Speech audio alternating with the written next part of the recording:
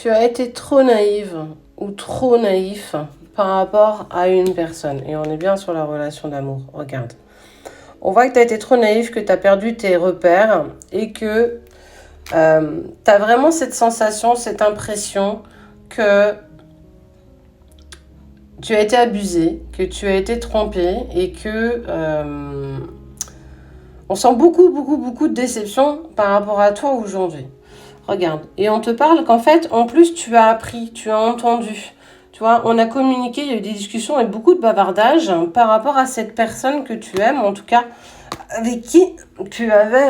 excuse-moi, je suis vraiment prise. Avec qui tu avais porté un espoir, une envie d'un partage réciproque.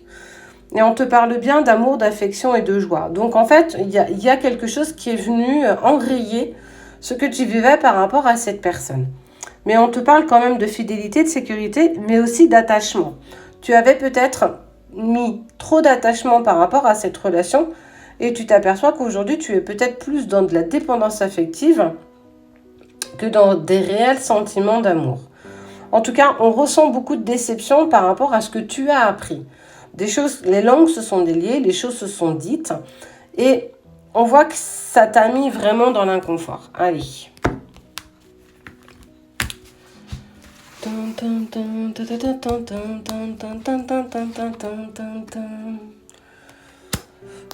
parle de nouvelles rencontres. Ouais. Est-ce que la personne que tu aimais a pris de la distance avec toi et en fait a fait une nouvelle rencontre, chose que tu as apprise par ses commérages, par ses bavardages.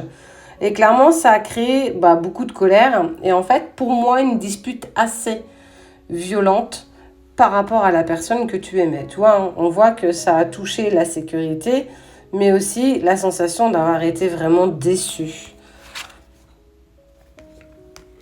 Ah, j'aime bien ça.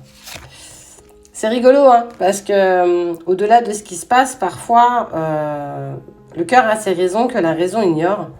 Quoi qu'il en soit, tu as un contrat d'âme avec cette personne, même si elle t'a déçu, même si elle a rencontré quelqu'un d'autre. Tu es peut-être dans une relation sacrée. Pourquoi pas?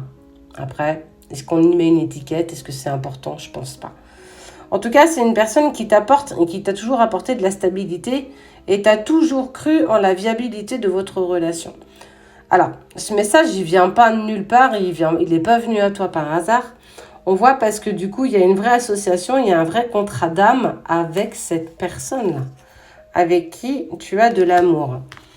Mais, tu sais, ce jardin-là, cette nouvelle rencontre, ce serait pas en lien avec une personne qu'on a peut appeler une personne tierce qui en fait est venue peut-être dragouner ton autre et en fait venir te dire regarde, tu parles de quelqu'un qui en fait n'en a rien à faire de toi, il m'a dragué, patati, patata. Fais attention parce que tout le monde autour de soi, c'est pas que des sympas quoi en fait.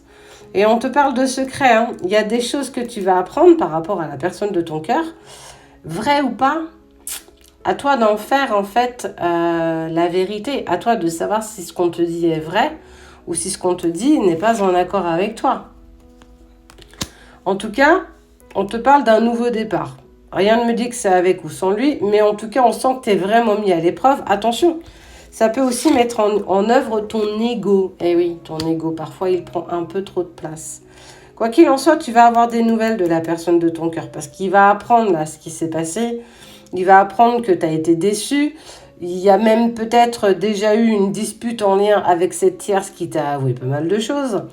On sent que ça va vous mettre un petit peu en travail. Mais ce qui est sûr, c'est qu'il va te dire les choses avec sincérité. Il va te dire ce qui est vrai, mais aussi surtout ce qui est faux.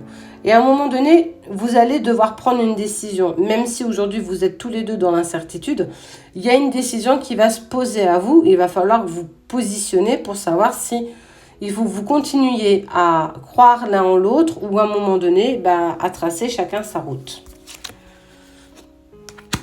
L'arbre représente la force. N'oublie jamais ça. Et la patience.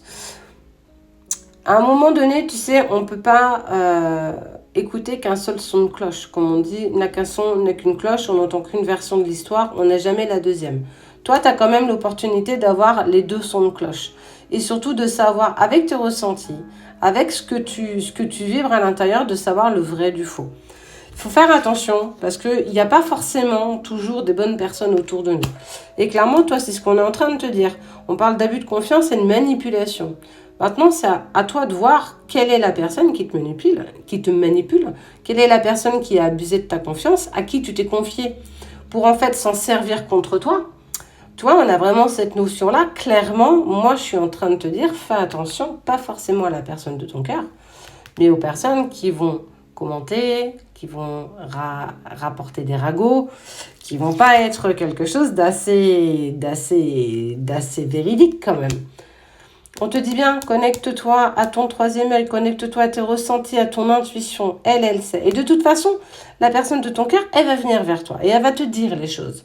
Que tu sois en couple ou pas avec, que tu sois en relation sacrée ou pas, en tout cas, les masques vont tomber et tu vas découvrir la vérité. À toi, par la suite, de prendre les bonnes décisions par rapport aux personnes qui auront abusé de ta confiance, ton autre ou les personnes proches de toi.